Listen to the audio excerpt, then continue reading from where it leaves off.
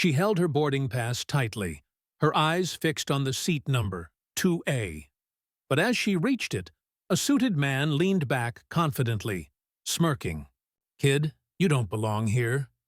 His words cut sharper than the cold stares around her. The flight attendant hesitated, questioning whether the young black girl had the right to sit in first class. Whispers filled the cabin. Cameras began recording. She had earned this seat, but prejudice tried to strip it away from her. What happened next would shake the entire airline industry. Watch until the end. Wait a second. Tell us where you're watching from in the comments. And don't forget to subscribe for more powerful stories like this. Her name was Aaliyah Brown. She was only 18, yet already the CEO of a groundbreaking tech company.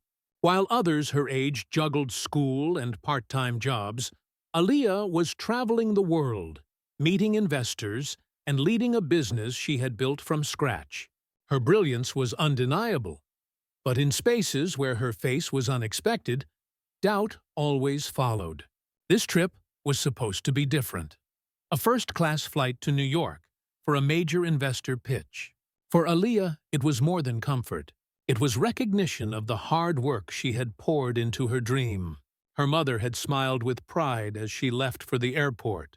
But as Aaliyah boarded the plane, dressed in a bright orange hoodie instead of a power suit, judgment clouded every glance. What awaited her at seat 2A was not the welcome of success, but the sting of disbelief. When she arrived at her seat, the older man in a tailored navy suit smirked. "You're in my seat," he said, his voice dripping with arrogance. Aaliyah politely handed over her boarding pass, showing the bold print, Seat 2A. The flight attendant frowned, clearly caught between protocol and prejudice.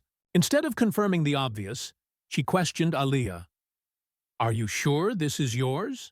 The whispers began almost instantly. "No way she's in first class." "Must be a mistake." Someone even laughed. Aaliyah felt dozens of eyes pressing against her, not with curiosity but with contempt. She explained calmly, but the businessman doubled down, insisting she had no right to be there. The flight attendant called for security. Cameras flashed as passengers began filming, some shaking their heads, while others eagerly sought confrontation. Aaliyah's heart pounded. She had the ticket. She had the right. But at that moment, none of it seemed to matter. She was being treated as if she didn't belong, as if success had a skin color. When the security officer arrived, the tension spiked. "Ma'am, please step aside," he said.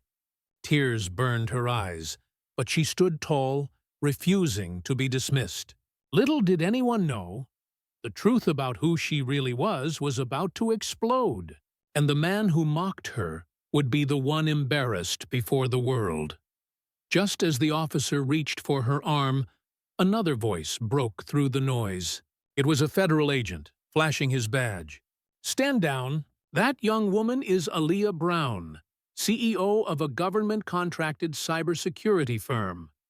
The cabin froze. The businessman's smirk vanished, replaced with disbelief. The flight attendant stumbled backward, suddenly pale. Phones captured every second as the agent explained that Aaliyah's company provided security to federal agencies, making her a VIP traveler flagged for priority protection. Within minutes, the airline CEO himself was contacted, demanding accountability. Passengers gasped as the truth unraveled. The girl they doubted, mocked, and humiliated was not just legitimate. She was extraordinary. And in that moment, the entire plane realized the weight of their prejudice. Aaliyah finally took her seat in 2A, her boarding pass still trembling in her hand. But the humiliation of that moment would never fully fade. The airline issued a public apology, fired those responsible, and pledged reforms. Yet the damage had been done. For Aaliyah, this was more than a personal insult. It was a reflection of the barriers faced by countless people of color in spaces where they weren't expected to belong. She chose not to stay silent. Instead, she used her platform to speak out, inspiring millions who saw themselves in her story. Her courage became a reminder that brilliance knows no boundaries, but prejudice still tries to build walls. The question is, how many more times must these walls be broken before they are constructed, never to be broken again? Where are you watching from? Take care.